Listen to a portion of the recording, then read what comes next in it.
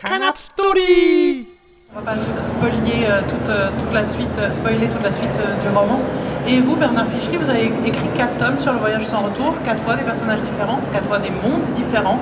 Et à chaque fois, en fait, la cohabitation avec le local, que ce soit les gens qui sont déjà là, les animaux ou les végétaux quand il y en a qui sont déjà là, n'est pas toujours facile. Non, en effet, surtout avec une espèce comme la nôtre, qui adore arriver quelque part, tout changer, tout ravager et partir ailleurs lorsque toutes les ressources sont épuisées. C'est un peu le nuage de criquet. Il se trouve qu'il n'y a pas d'autres destinations pour ceux qui sont là. Ils ont été amenés ici et ma foi, il faudra qu'ils se débrouillent. Le voyage dans l'autre sens n'est pas possible. Il serait d'ailleurs complètement idiot puisqu'il laisse une planète moribonde. S'ils y retournaient 80 ans plus tard, ce serait pour trouver une situation encore pire.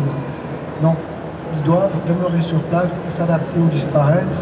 Et c'est quelque chose qui n'est pas très agréable pour nous, de se dire que c'est pas forcément nous qui allons transformer la planète, mais l'inverse qui va se produire.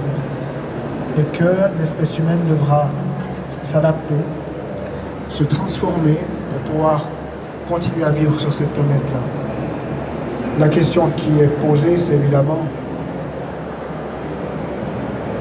qu'est-ce qui advient de l'espèce humaine? Est-ce qu'on peut encore parler d'une seule espèce répartie? Canap Story.